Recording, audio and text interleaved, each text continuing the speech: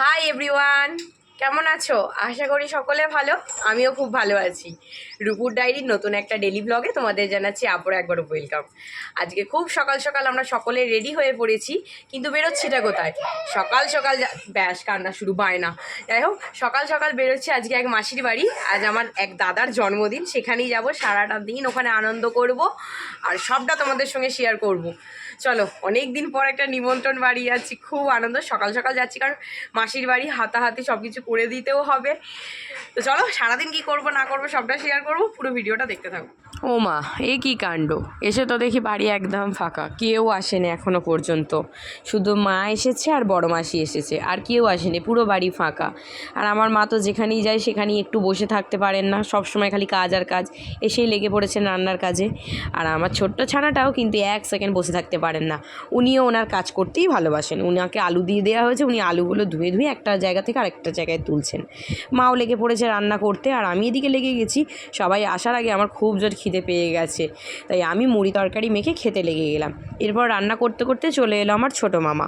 যদিও আজকে সব রান্না ছোটো মামাই করবে, সাথে আমার মা সাহায্য করবে। মা টুকটাক জোগাড় করে দিই। এদিকে আমি করলাম কি, আমার দাদাকে সাথে আমার এক বোন এসেছিলো, আর এক মাসির মেয়ে, তাদেরকে সাথে নিয়ে বললাম যে চল, এই বাড়ির কাছেই রায়ঘাটে পশু পাখির হাট বসে। মানে প্রায় আগের বছর থেকে বসছে, কিন্তু আমি যাব করে দেখতে আর যাওয়া আর কোনো দিন হয়ে ওঠে না। এবার এখানে যেহেতু কাছেই এসেছি আমরা, বাড়ির কাছেই হাট বসেছে, চলো গিয়ে দেখে আসা যাক। দেখে তো আমি পুরো অবাক, মানে না এলে যে কত বড় জিনিসটা মিস করতাম। কি কিউট কিউট কুকুর! এখানে লাভ বার্ডস আছে। লাভ বার্ডসগুলোর দাম কত, প্রায় জোড়া বলছিল 1600-1700 টাকা করে। আর এত সুন্দর সুন্দর মাছ, যেসব মাছের নাম শোনা তো দূরের কথা, দেখিও নি পর্যন্ত কোনো দিন।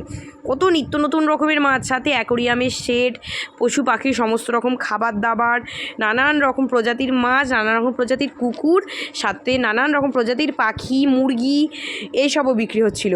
দেখে না মনটা পুরো মুগ্ধ হয়ে গেছে। আর এই চিংড়ি মাছগুলো দেখো, এইগুলো সামথিং মনে হয় বড় হলে লবস্টার হবে, বা যাই হোক ওই প্রজাতির চিংড়ি মাছ। মানে নিত্য নতুন রকমের সমস্ত পশু পাখি দেখে না মন একদম ভরে গেছে।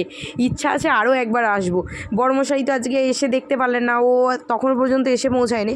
ওকে নিয়ে আরেকদিন আসবো ভেবেছি। খুব ভালো লাগলো দেখে।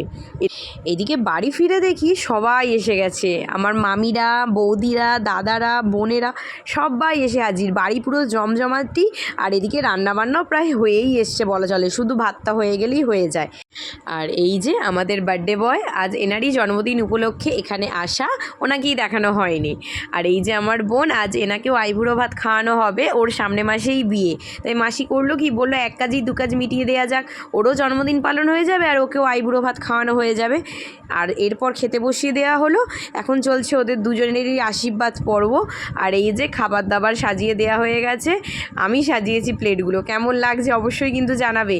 দুজনকে সাজিয়ে খেতে দেওয়া হয়ে গেছে, যেন দুজনেরই আইবুড়ো ভাত হচ্ছে, বা দুজনেরই হয়তো জন্মদিন হচ্ছে।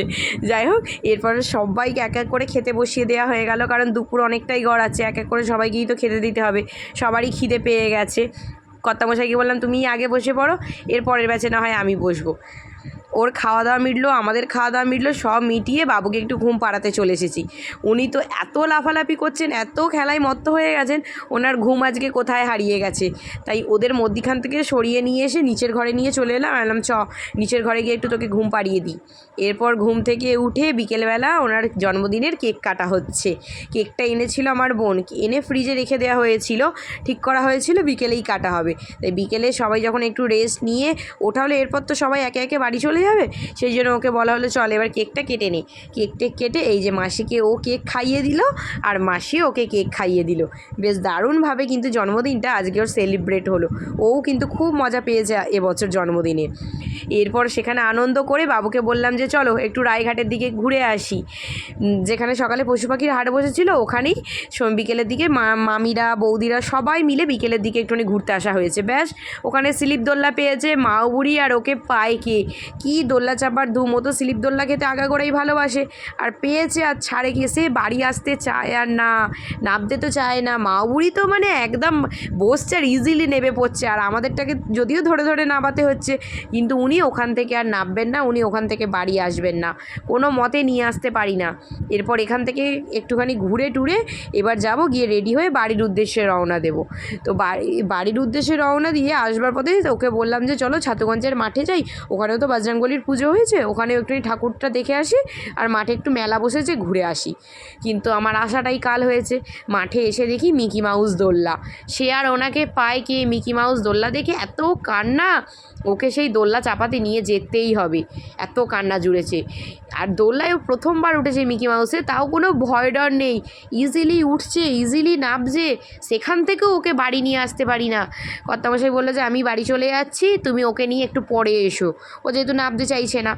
এরপর এখানে ঠাকুর দর্শন করলাম, তারপর ওর দাদুকে ফোন করলাম, ও দাদু এসে আবার বাবুকে বাড়ি নিয়ে গেল, ও নালে এখান থেকে যাবে না। আর ফেরার পথে এদিকে অন্নপূর্ণা মায়ের বিসর্জন পর্ব এসেছে, তাই এখানে ঠাকুর দেখে বাড়ি গেলাম, আর এইভাবে আজকের দিনটাকে শেষ করলাম। টাটা।